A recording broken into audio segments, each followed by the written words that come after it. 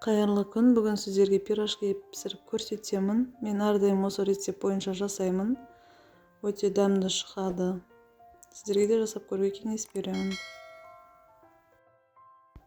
Бізге қажетті заттар: ұн, жылы су, сүт, тұз, ашытқы қажет. Осылардың барлығын жақсылап араластырып, жұмсақ етіп қамыр илейміз. Қамырымыз ашығанша картошканы ашып, газға қойып қайнатып аламыз.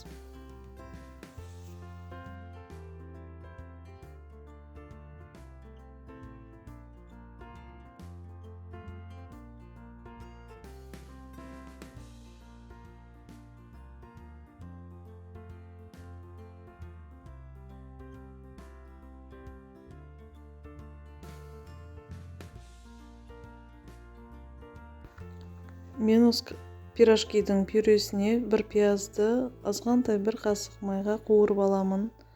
Пияз қоссаңыздар дәмі өте әдемі болып шығады. Қамырымыз ашыды.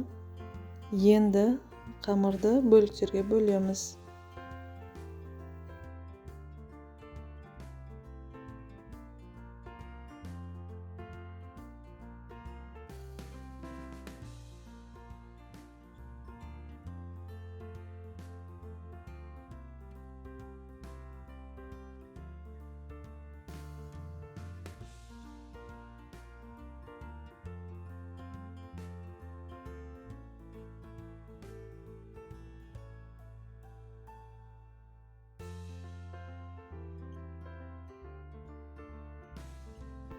Қамырды бөліктерге бөліп бетін жауып қойдық. Біздің картопымыз пісті. Енді оған азғантай сүт, азырақ сары май, дәміне қарай қара бұрыш қосамыз.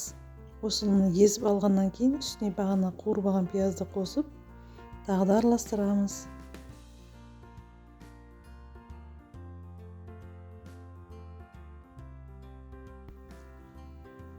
Енді пирожкидің қамырын қолмен осылай жайып аламыз. Мен жайғанға ұн, майды істетпеймін.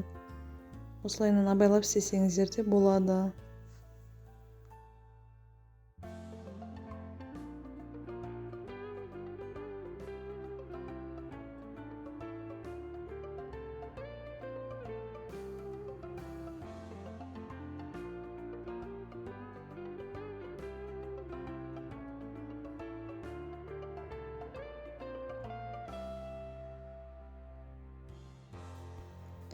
Пирожкидің жапсырылған жағын астына қаратып қоямыз.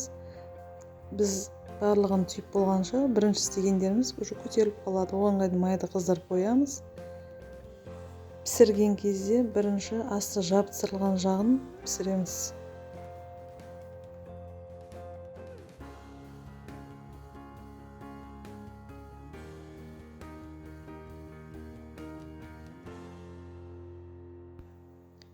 Пирожкиіміз пісіп жатыр.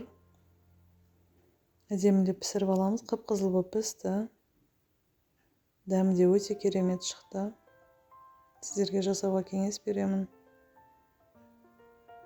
Қараңыздаршы, қандай әдемі болып, қып-қызыл болып пісіп жатыр.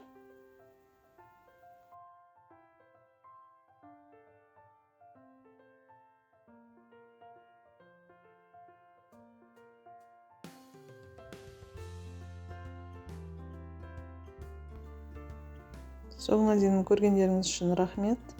Ас болсын.